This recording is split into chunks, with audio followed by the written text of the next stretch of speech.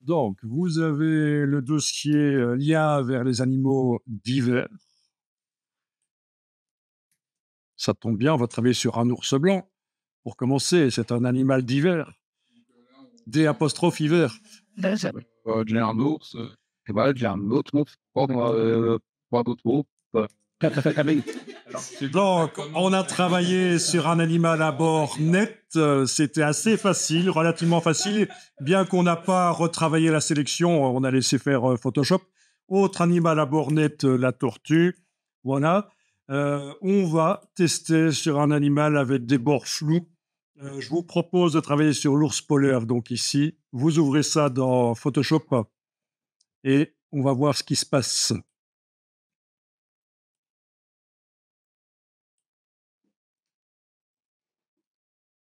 Et donc, une traîne. Sur les traînées. Alors ça, c'est intéressant. Il vous met un message chez tout le monde. Message, profil colorimétrique non concordant, c'est ça le message? Ok, bon ben, c'est dommage pour vous. L'information s'arrête ici. C'est le PE. Parce que moi, j'y suis arrivé. Faites un effort. Non, sérieusement, ça dépend de ceci. C'est donc, c'est quoi en fait cette histoire de profil? Mais c'est quoi? Ben, en fait, les profils, ce sont des descriptions d'appareils.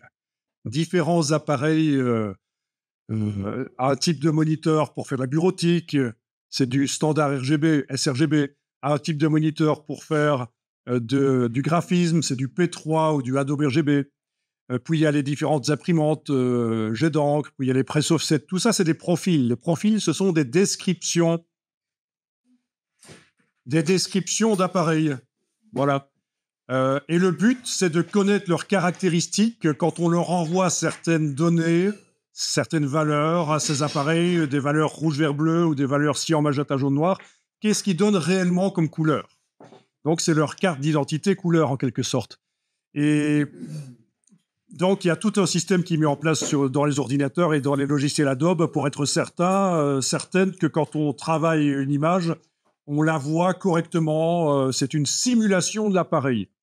Photoshop fait une simulation de l'appareil final qui servira à afficher l'image. Et quand vous avez un profil, quand vous avez un message qui dit profil non concordant, ça veut dire que Photoshop est normalement réglé pour faire une simulation pour un certain appareil et que l'image a été prévue pour un autre appareil. Et alors, il faut décider qu'est-ce qu'il faut faire.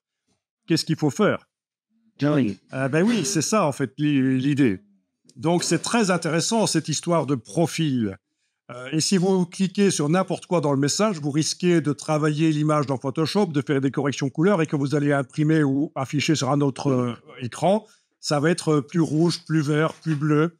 Il y aura des décalages couleurs. Vous n'aurez pas correctement utilisé la gestion des couleurs, le color management. Donc en fait, quand vous avez le message profil non concordant,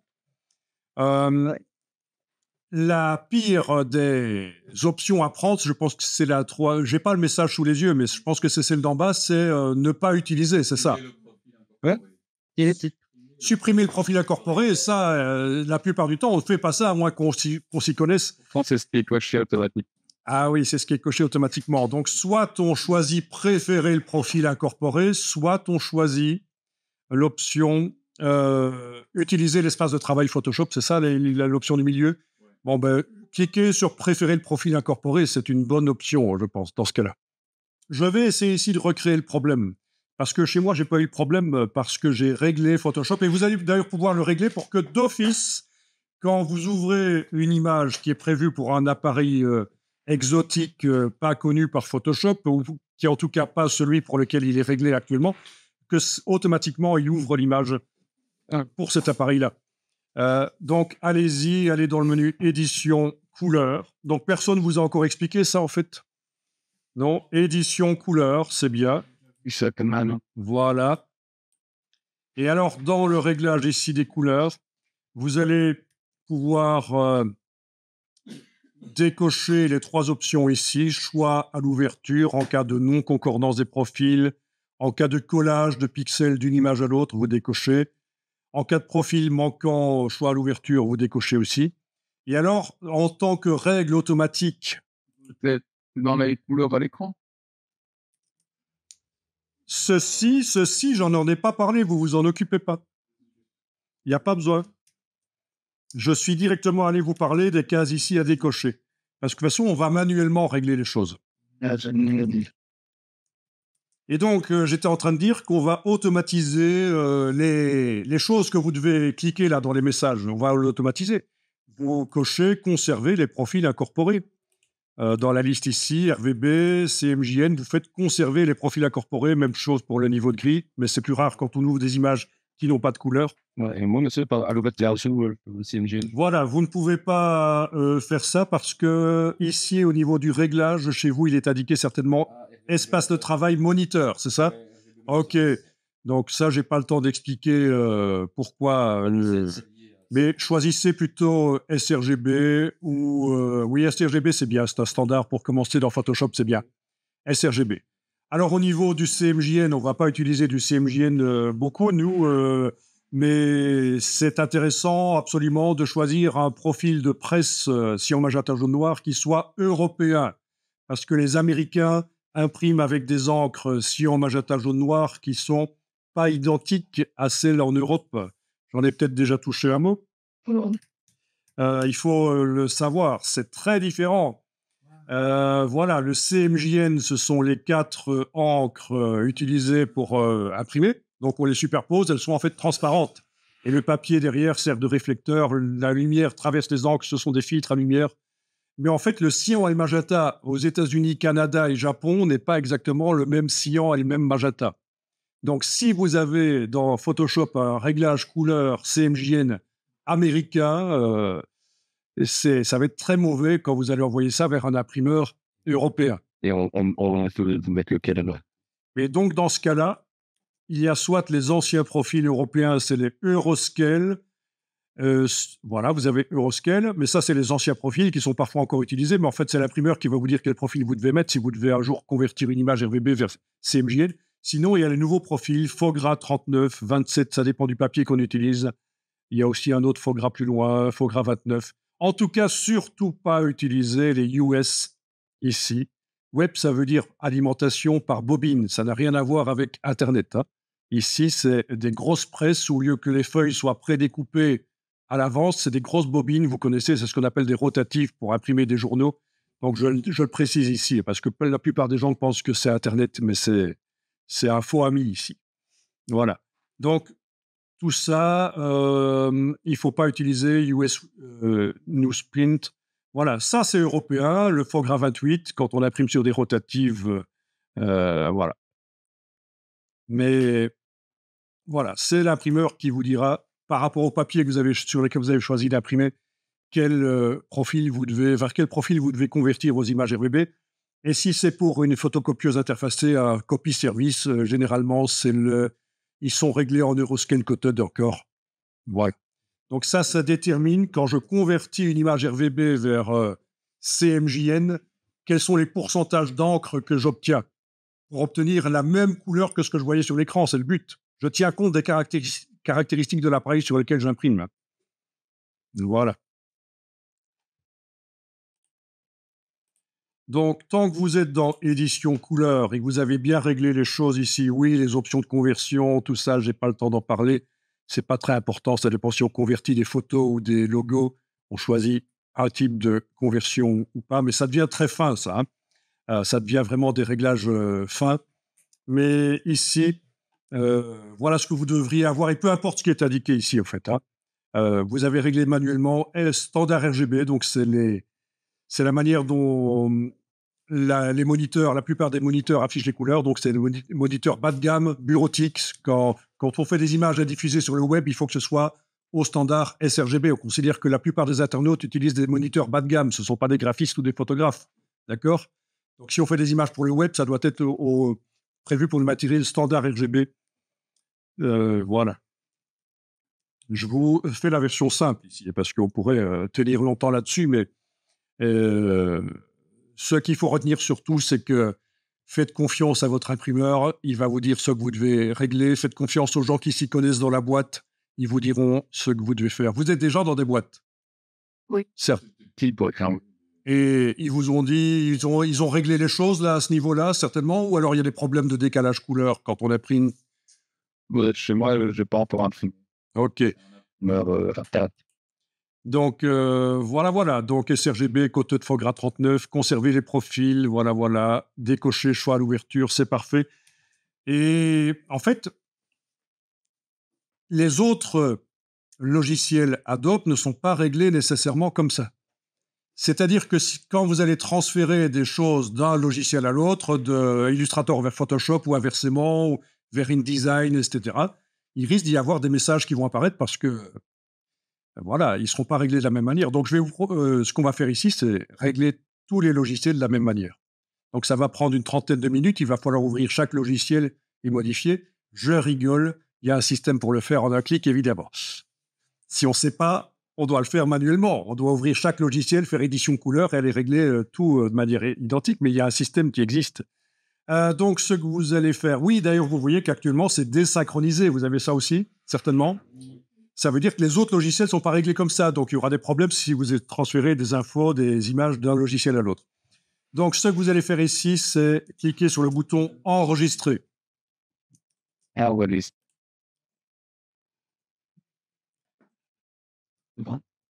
Et là, vous allez, par exemple, donner la date. Voilà, on va dire que c'est février. Je vais éviter d'utiliser des accents parce que ça pose souvent des problèmes dans l'informatique. Voilà. Et je n'utilise pas d'espace, mais ça pourrait marcher avec des accents ou des espaces, mais c'est juste une méfiance naturelle chez moi. On doit l'enregistrer. Il faut absolument l'enregistrer là où il vous propose de l'enregistrer, dans le dossier Settings. Voilà. C'est donc pour l'utilisateur dans la bibliothèque, dans le dossier support aux applications, Adobe Couleur Settings. Voilà, c'est là absolument. Et c'est ça qu'il vous propose. Et d'ailleurs, on voit que j'en ai déjà plein d'autres.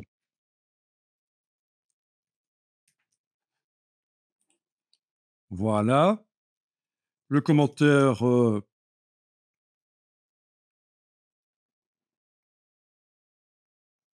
C'est pas nécessaire, c'est pas très important ici. Voilà. OK. Alors, juste pour voir, vous allez ouvrir à côté de Photoshop. On va juste aller voir si Illustrator aurait les mêmes réglages. Chez moi, c'est possible qu'il ait les mêmes réglages, quoique, il est indiqué quand même désynchronisé. Donc, je vais aller voir dans Illustrator ici ce qui est indiqué.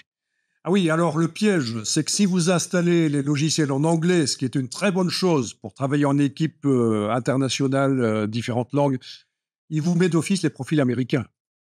Donc, gros un rouge va rester un rouge, un bleu va rester un bleu, c'est pas ça, mais ce sera peut-être un rouge cerise à la place d'un rouge framboise, et pour des travaux précis de couleur, ça va pas, quoi. Ce sera peut-être un bleu cyan à la place d'un bleu marine, voilà, c'est des décalages qui peuvent quand même être assez importants. Surtout dans les verts. Mais voilà. Donc ici, je suis dans Illustrator. Si je vais dans Illustrator, masquer les autres, évidemment, je ne vois plus Photoshop derrière. Et je fais édition couleur dans Illustrator et je vais aller voir. Voilà, oui, dans Illustrator, je suis en Adobe RGB. Ah tiens, c'est un profil CMJN américain. Voilà. Donc très mauvais, en fait. Mais comme la plupart du temps, moi, je travaille en RVB dans Illustrator, ça va. Ici, voilà. On n'a pas la même chose, donc on a pu vérifier que c'est pas la même chose. C'est pour ça que c'est désynchronisé. Ils sont pas tous réglés de la même manière, c'est ça que ça veut dire. OK, ici, je clique sur annuler. Alors, il va vous falloir un logiciel qui s'appelle Bridge. Est-ce que vous pouvez aller peut-être dans... Creative. Oui, c'est ça. Il faut voir s'il est installé. Vous allez dans le Creative Cloud et vous devriez trouver Bridge quelque part dans la liste des logiciels. Ah, il faut l'installer. Oui, c'est un petit truc. Donc, pour ceux qui connaissent Lightroom, c'est un peu la même chose. Ça fait catalogueur. Catalogueur d'images. Et c'est pas un programme de retouche. Non, c'est pas un programme de retouche. Il fait catalogueur d'images. Il permet de naviguer dans les dossiers, dans ces images. Et il fait plus que ça. Il permet de modifier les métadonnées. Si vous voulez indiquer un copyright sur toutes vos photos, automatiquement, des milliers de photos, vous voulez mettre votre copyright dans les informations. Il permet de faire des collections d'images. Enfin, il y a plein de choses à faire dans Bridge. C'est intéressant. Quand on est un peu plus avancé dans les logiciels, c'est pas pour les débutants de commencer à se spécialiser dans Bridge. Donc ici, je vais prendre la version la plus récente parce que, voilà, comme j'ai des versions anciennes qui cohabitent avec des plus récentes. Donc, installation si nécessaire, et puis ouverture. Voilà. Et voilà, on est dans Bridge. Donc ça, c'est la fenêtre pour naviguer, pour aller voir. Donc c'est intéressant, ça permet notamment, quand on va dans les dossiers, de voir les fichiers Illustrator et Photoshop avec les... Au lieu d'avoir l'icône bleue ou ocre de Illustrator, vous avez le contenu du fichier qui est visible par Bridge. Ça permet de naviguer en voyant le contenu sans même ouvrir le fichier. Alors, la seule chose qui va nous intéresser ici, c'est menu, édition, paramètres de couleur. Donc, on utilise une partie de Bridge, la partie qui permet de synchroniser sur toute la Creative Suite les couleurs. C'est pas une... Donc, si vous n'avez pas Bridge installé, si vous n'arrivez pas à faire ça maintenant, c'est pas grave parce que dans Photoshop, ça n'a aucune influence. C'est juste quand on transfère des images d'un logiciel à l'autre. Ce qu'on fait souvent, transférer vers InDesign pour faire des mises en page. Mais donc, l'idée ici, c'est que dans le menu édition de Bridge, paramètres de couleur, on va pouvoir d'un coup, tous les logiciels de la suite, les synchroniser. Ce qu'on a enregistré là dans Photoshop, on va le propager ailleurs. Alors, afficher la liste complète des fichiers. Voilà. Est-ce que je retrouve celui que je viens de faire, que je vais appeler comment en fait? IFAP. Ah, IFAP, voilà. Il est là. Le voilà, IFAP février 2025. Et donc, il faut que j'applique. Appliquer. Et voilà, c'est aussi simple que ça. Et j'ai plus besoin de Bridge, mais je peux déjà aller voir dans Illustrator, tiens, qu'est-ce qui se passe si je vais dans Édition, Couleur. Et bien là, ça me dit que c'est synchronisé. J'ai les mêmes réglages que ceux que j'avais fait dans Photoshop. Voilà, c'est l'idéal. Donc dans Bridge, là, je vais quitter Bridge. Donc on a vraiment vu qu'une petite partie de Bridge, il peut faire beaucoup plus que ça, mais il sert à synchroniser les couleurs sur la Creative Suite et c'est super important. Alors, un petit test dans Photoshop, juste pour comprendre un peu comment ça marche. Bon. Faites fichier nouveau. Bon, vous allez choisir de faire un document. Vous occupez pas des documents de départ ici, c'est pas grave. Les templates de départ, on va tout faire manuellement. Donc, par exemple, un fichier de 1000 sur 1000 pixels. Donc, un petit fichier juste pour faire un test. 1000 sur 1000 pixels. Quelle résolution? Dans Photoshop, ça n'a aucune importance, la résolution. Parce que ça se gère après. Ce qui compte, c'est la définition 1000 sur 1000 pixels. Attention, pas centimètres. Couleur RVB, ça c'est important. Alors, il y a deux types de RVB, il y en a même trois. Il y a le 8 bits, le 16 bits. Quand on veut faire des retouches très fines, poussées, il vaut mieux travailler en 16 bits. Ça veut dire quoi? Ça veut dire en 8 bits, ça veut dire que chaque pixel peut... on a 16 millions de couleurs en fait. 16 millions de couleurs dans l'image et ça paraît beaucoup, mais c'est pas assez pour faire des corrections très poussées. C'est ça.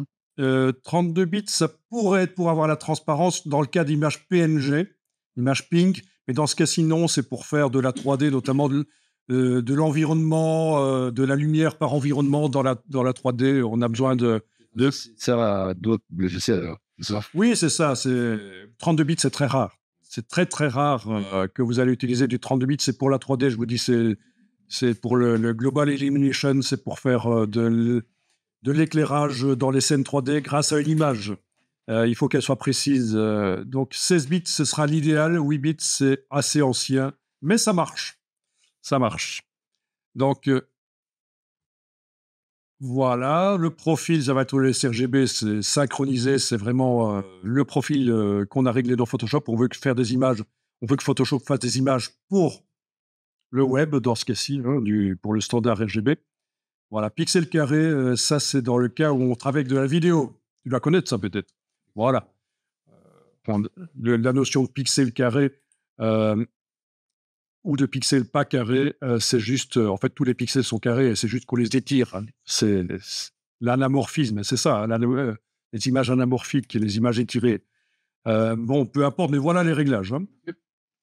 C'est pour imprimer. Alors, si c'était pour imprimer, c'est ce qu'on va voir juste après, en fait. Mais ça dépend de la technique d'impression et du papier utilisé. Donc, si tu imprimes chez un imprimeur qui a une presse offset, tu vas choisir un papier lisse ou graineux, en gros, hein, et en fonction de ce que tu choisis comme papier, il va te dire, tiens, il faut convertir ton RGB, que les couleurs que tu vois sur l'écran, correctes, en supposant que ton écran soit correctement réglé, tu vas convertir vers tel CMJN. Voilà, c'est lui qui va te dire.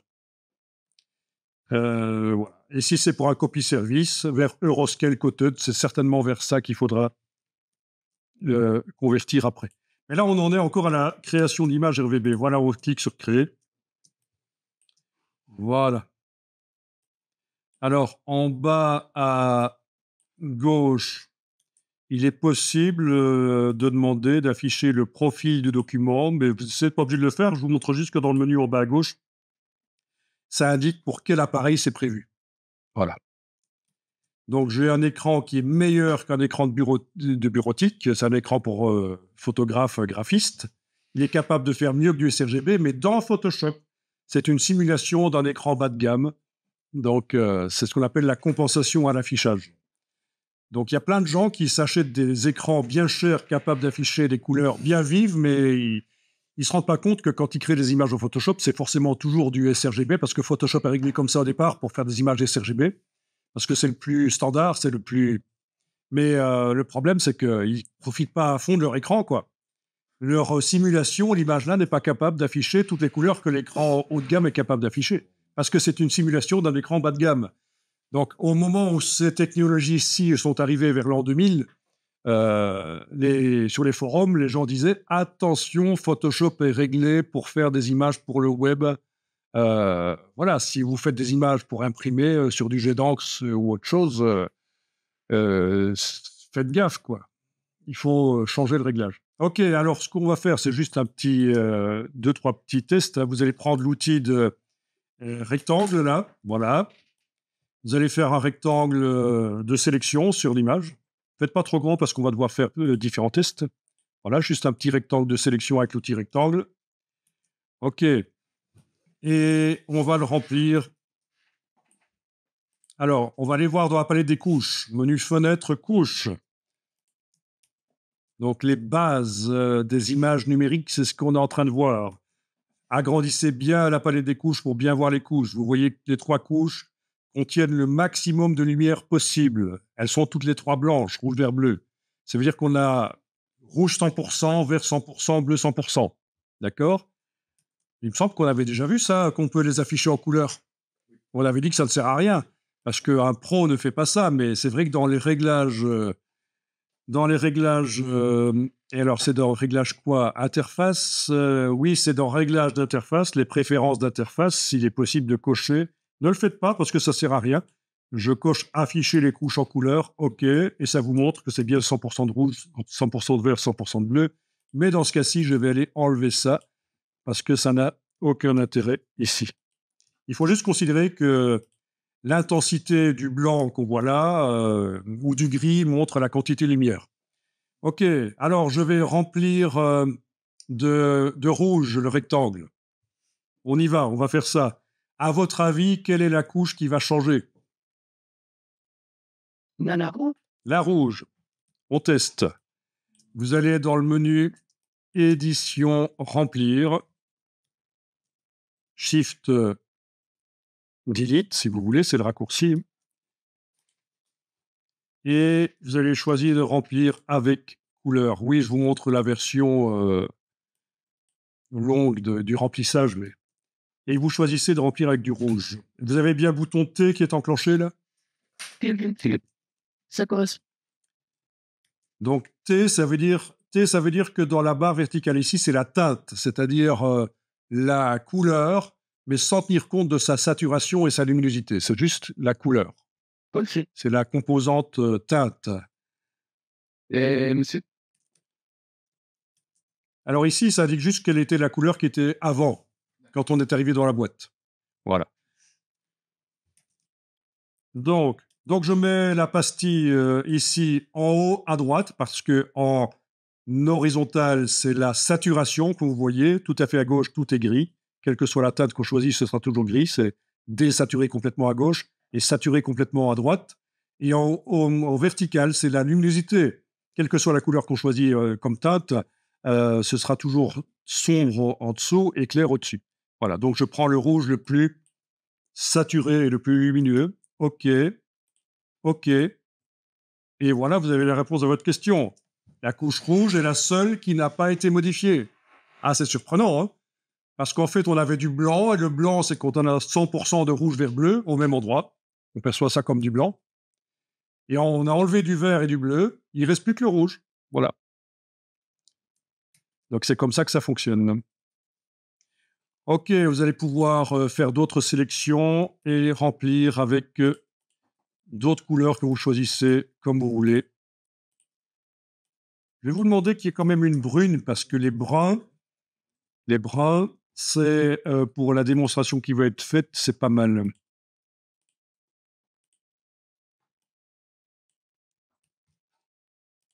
Voilà, si vous en avez 4, c'est bien.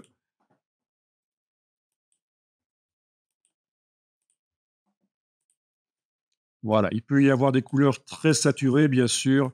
Oui, ce serait pas mal d'en avoir une très saturée aussi. Voilà. On dirait un logo pour une banque.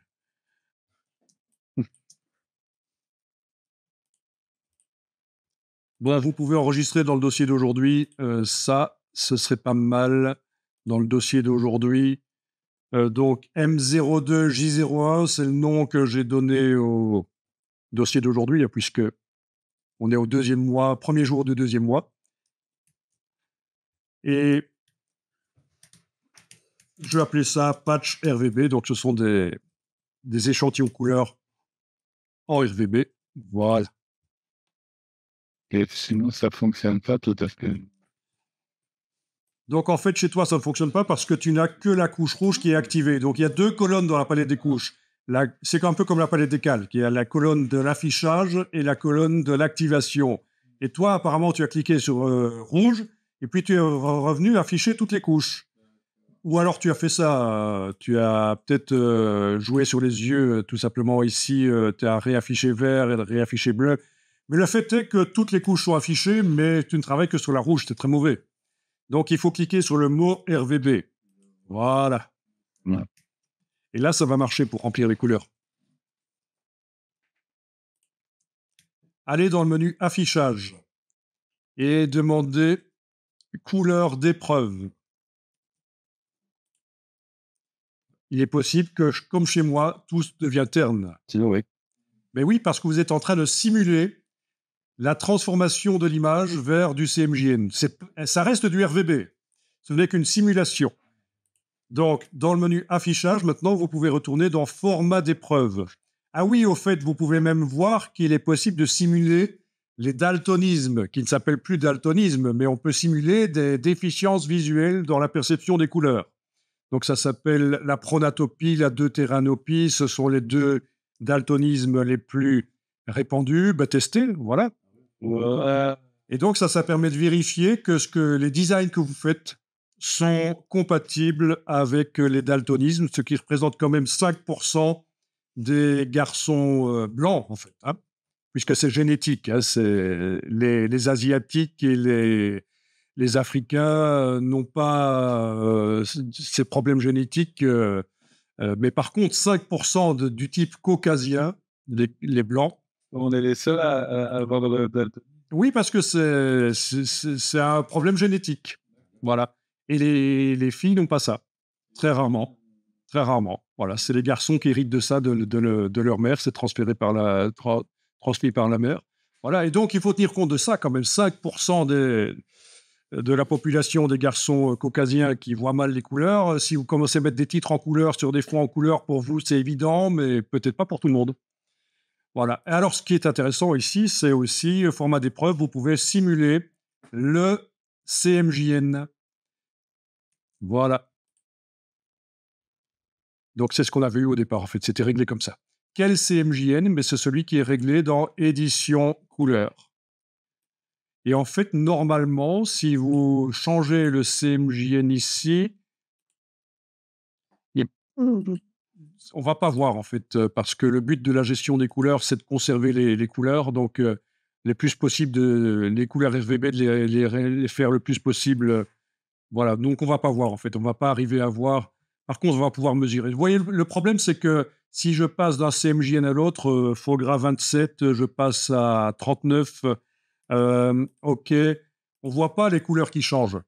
Et c'est là qu'on se dit ça ne marche pas. Mais en réalité, si, ça marche très bien justement, parce que le but, c'est de faire en sorte que les couleurs RGB soient adaptées pour qu'elles ressemblent le plus possible à ça sur le papier, quel que soit le profil. OK, je vais remettre en faux gras 27. C'est ce que j'avais choisi 27 au départ ou 30? 17,30. On était en 39. Ah, d'ailleurs, c'est facile de le voir si c'était ça ou pas. Euh, Attendez un peu. Oui, faux gras 39, OK. Si je retourne dans édition couleur, je suis désynchronisé pourtant. Tiens, ça c'est bizarre. J'ai dû changer quelque chose. C'est pas grave. Il faudra peut-être resynchroniser après. OK. Donc, vous allez pouvoir désactiver la simulation. Donc, vous allez dans affichage et vous décochez couleur d'épreuve. Est-ce que ça vous paraît clair tout ça? Oui. OK. Non, je veux dire, on a. Oui, oui, c'est ça. Couleur d'épreuve vous permet de simuler ce que vous voulez ici. Ah oui, on peut aussi aller chercher d'autres choses, hein. Il y a possibilité d'aller sur personnaliser. Il n'y a pas que ces sorties-là, hein. Toutes les sorties sont possibles, hein. Des sorties RVB d'ailleurs aussi. Voilà, IP3, c'est pour les appareils mobiles. Euh, les sorties américaines, japonaises, etc. Voilà. Donc tout est possible. Mais donc en effet, si couleur d'épreuve n'est pas enclenchée, ça ne simule pas. Bon, ça c'est bien sympa la simulation, mais ce qu'on va faire ici, c'est, et je vous rassure, on ne va pas rester des dizaines de minutes là-dessus, on a presque terminé. C'est vraiment le B à bas, hein, ici. On va demander de dupliquer l'image dans Photoshop. Image, dupliquer. Donc c'est pas comme faire une nouvelle fenêtre sous la même image, hein. C'est pas fenêtre, et alors c'était où la nouvelle fenêtre? Voilà, c'est ça. Si vous avez fenêtre réorganisée, nouvelle fenêtre, ça, ce sera deux fenêtres ouvertes sur la même image. Ça peut être pratique quand on travaille dans Photoshop sur un petit détail et qu'on veut voir en même temps dans la grande fenêtre l'ensemble. Ça se fait aussi dans InDesign et dans Illustrator, travailler plusieurs fenêtres sur le même document. Mais non, ici, c'est vraiment faire un nouveau document, une copie dans Photoshop. Pas sur le disque dur, mais dans Photoshop. Donc, c'est image dupliquée. Voilà. Donc, OK, on va lui laisser ce nom-là, patch RVB copy, c'est bien. Voilà. Vous allez peut-être fermer l'ours pour l'instant. Il faut que les deux images patch RVB et patch RVB copy qui sont ouvertes. Et on va demander fenêtre réorganiser. Est-ce qu'il va bien vouloir le faire? Oui, deux vignettes verticales. C'est ça, fenêtre réorganisée, deux vignettes verticales. C'est pas pratique. Ça va, il vous met les deux images côte à côte. Super. Oui, on peut même synchroniser les zooms et les panoramiques sur les images, hein. Mais ça, c'est autre chose. Donc, ce que j'ai fait ici, c'est que j'ai fermé l'image de l'ours pour ne plus avoir que ces deux images-là ouvertes et j'ai demandé fenêtre réorganiser, deux vignettes verticales.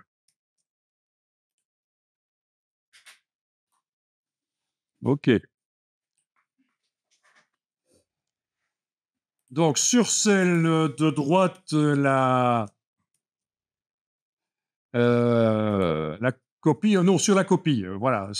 L'original est à droite chez moi, et puis la copie, il l'a mise à gauche. Voilà. Sur celle qui s'appelle copie, on va faire une transformation de RVB vers CMJN. Et donc, pour faire ça, la méthode ancienne, c'est image mode couleur CMJN. Et ça marchera ici, parce qu'on va faire une conversion vers le CMJN qui est réglé dans édition couleur. Mais il vous dit quand même, tiens, normalement, maintenant, il faut plus faire comme ça, il faut faire édition, convertir en profil. Ok, je vais faire annuler. Donc, je vais faire comme il dit de faire. Édition, convertir en profil. Vous êtes bien sur l'image Patch RVB copier, vous avez cliqué sur son onglet, vous êtes en train de travailler sur elle, pas sur l'autre. Ouais. Donc, édition, En train de travailler. convertir en profil. Ouais. Voilà. Et là, il vous propose de faire la conversion vers le foie gras 39. Donc, dans ce cas-ci, image mode CMJN, ça aurait fait la même chose. C'est juste qu'il préfère, apparemment chez Adobe, que vous alliez là pour être certaine que vous faites bien la conversion vers le bon profil, vers le bon type de papier et technique d'impression sur lequel vous allez réellement imprimer. Voilà. Donc, OK. Bien. Donc, on est bon. Ce que je vais faire chez moi, ce que vous pourriez faire aussi, c'est prendre une petite feuille de papier et de quoi noter. Moi, je vais le faire sur le papier ici. Et je vais Édition. utiliser. Édition, édition. Ça fonctionne. Là, tu peux le. Voilà. Là, faut pas être tort, on parle. Ah ben forcément, on est passé d'une image prévue pour un écran à une image prévue pour de l'impression. Et l'impression ne permet pas d'imprimer autant de couleurs. Généralement, c'est plus réduit. D'accord. Voilà. Donc forcément, parce que... Match, les couleurs flash. Alors, il existe des possibilités, parce que vous savez très bien que vous avez des posters qui peuvent être flash, des couvertures de magazines qui peuvent être flash. Mais j'utilise 6 couleurs, et c'est plutôt rare. Cyan, magenta, jaune, noir, orange, vert. C'est 6 couleurs d'encre. OK. Donc, il est possible d'obtenir des couleurs plus vives à l'impression, mais il faut passer par ce qu'on appelle l'hexachromie. Et alors, il se trouve que vous en voyez souvent de l'hexachromie, parce que dans les publicités que vous recevez dans vos boîtes aux lettres, vu que c'est imprimé à des millions d'exemplaires, ils peuvent se permettre l'investissement, la préparation d'imprimer en 6 couleurs. en hexachromie, ça doit coûter quand même une prise. Sauf si on imprime en grand nombre, avec une technique d'impression qui s'appelle l'héliogravure. Et voilà, c'est l'hexachromie, c'est ce qu'on voit ici, c'est 6 encres. Si vous voulez un jour faire des posters de l'impression avec des couleurs vives, il faudra passer par de l'hexachromie. C'est la solution. Si on imprime avec une technique de l'encre liquide et des cylindres en cuivre, ce qui s'appelle l'héliographie, l'héliogravure, en fait, voilà, c'est pas de l'offset. C'est prévu pour des impressions en très grand nombre parce que ça demande de la préparation. Il faut préparer les rouleaux au laser. Mais ça vaut la peine. Les choses qui sont distribuées en millions d'exemplaires, ça vaut la peine, en fait, de passer par là. Voilà. On voit ici un cylindre en cuivre en train d'être gravé, en fait, pour l'héliogravure. OK. Et donc, voilà. Mais c'est normal que ça ternisse ici parce que c'est du cyan, magenta, jaune, noir. Donc, avec des encres en plus qui sont bas de gamme de l'imprimeur, des encres économiques. C'est pas des encres cyan, magenta qui sont très vives.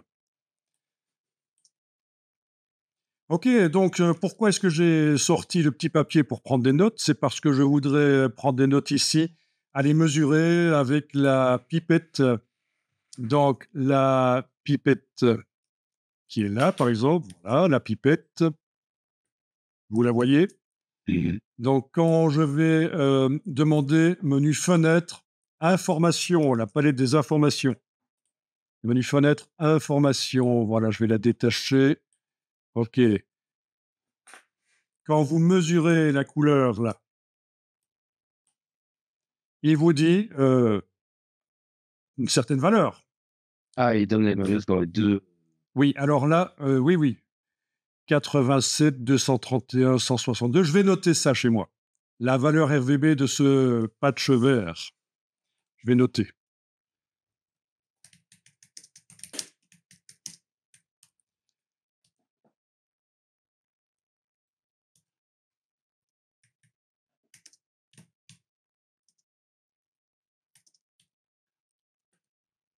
Donc ça, c'est les quantités de lumière rouge, vert, bleu qui font pour recréer cette couleur sur du matériel sRGB, puisqu'on est dans une image sRGB.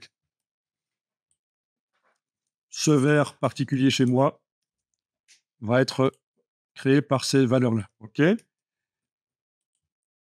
Et alors, en bas, on va aller mesurer sur l'autre image le même vert, et c'était du foie gras 39. Voilà. Qu'est-ce que ça dit si je prends la pipette et que je vais mesurer le vert chez moi, le vert? Voilà.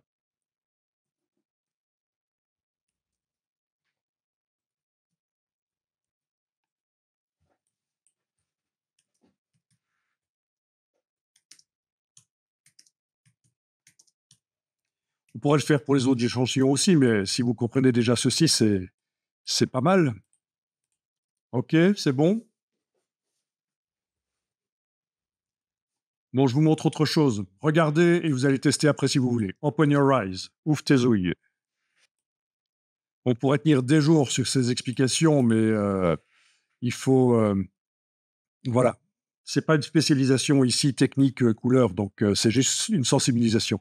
Donc regardez ceci. Je reprends mon image de départ, la patch RVB. Je demande à nouveau image dupliquée. OK, il va me l'appeler copie 2. Bien. OK, je vais demander fenêtre réorganisée. Cette fois-ci, 3 vignettes verticales. Voilà. Donc, j'ai l'original, le RVB qui est là à droite, la première image sur laquelle on a travaillé qui est là à gauche, et la copie que je viens de faire est là au milieu. Et là, je vais lui demander édition, convertir en profil, et je vais indiquer cette fois-ci du faux gras 27 et pas du 39. Ah, je vais peut-être même aller vers du papier graineux, du uncoated, parce que ça va peut-être être un peu trop proche, le 27 par rapport au 39. On a ici un peu plus loin le uncoated, le 29. D'accord? Au lieu du papier lisse, ça va être du papier graineux, non pelliculé. Il n'y a pas d'une couche de kaolin dessus. Voilà, bon. OK, c'est fait. Donc, c'était du faux gras 29. Et quand je vais mesurer ici, comment est-ce qu'il faut recréer, c'est tenter de recréer ce verre-là, RVB, sur du papier graineux. J'ai ces valeurs-là qui sont indiquées 55 0 47 0 chez moi. Donc, c'était du 29, c'est bien ça. Donc, c'est les quantités d'encre cyan, magenta, jaune, noir. Et on voit que pour le papier, donc la norme, le profil faux gras 29, il faudra moins d'encre cyan et moins d'encre jaune pour recréer la même couleur. Voilà. Donc, vous comprenez le principe? Voilà, voilà. Pourquoi est-ce que Mais donc, information ici vous indique que c'est du 8 bits parce que l'image est une image 16 millions de couleurs. Voilà. C'est une image 16 millions de couleurs. Chaque pixel n'est décrit que par 8 interrupteurs informatiques. En fait, 3 fois 8. on n'a pas changé le temps? Ah non, on n'a pas changé. Ah non! Ah, Si on pourquoi? avait changé, ça serait changé là. Ah oui, ce serait en milliards de couleurs alors. Voilà. C'est comme le loto en fait, hein. Cette histoire de profondeur de pixels, c'est comme le loto, je vous montre vite fait. Donc, dans une image 8 bits, qu'on appelle aussi, donc c'est 8 bits par couche, qu'on appelle aussi une image 24 bits. Bit, ça veut dire binary digit. C'est juste un interrupteur informatique. 0 ou 1. Vous voyez? C'est l'abréviation de binary digit. Voilà. Eh bien, on a chaque pixel, un pixel par exemple. Un pixel, il va être défini par la valeur rouge avec une certaine intensité lumineuse qui va être définie par 8 interrupteurs informatiques. Alors là, je fais au hasard, hein, mais c'est ce principe-là. Non, pas 3 idiots. Uniquement des 0 et des 1. OK. Là, j'en ai 8. OK. Ce sera la même chose pour la valeur de vert de ce pixel-là. Voilà, mais ce sera peut-être un peu différent, bien sûr. Ça va. Voilà. OK. Et pour la valeur de bleu. Donc, ça, c'est ce qu'on appelle une image 24 bits parce qu'il y a en tout 24 interrupteurs qui déterminent la couleur du pixel. Chaque pixel, il a pas deux idiots, t'as dit. Chaque pixel, il a 24 interrupteurs informatiques. Et l'image. Wow. Ah, vous l'avez dit, hein. OK. Et donc, l'image 16 bits, ça va être le même principe, sauf que vous avez compris qu'il y aura 2 fois plus pour chaque pixel, hein, il y aura 2 fois plus d'interrupteurs informatiques. Voilà, pour le vert, le rouge, le vert, le bleu, il y a 16 interrupteurs informatiques. Donc, c'est ce qu'on appelle aussi une image 48 bits. Du coup, vous avez compris, hein? Si c'est 16 bits par couche, 3 fois 8, 3 fois 16, 48. On est d'accord? Donc, voilà. Mais on parle souvent de par couche, hein. Voilà, comme ça, vous avez l'info. Ça répond à la question. Et donc, quand vous scannez un document avec un scanner, il vaut mieux scanner en RVB 16 bits. Vous aurez beaucoup plus de nuances quand on doit modifier et c'est ce qu'on appelle la profondeur de pixels, en fait, hein, ça.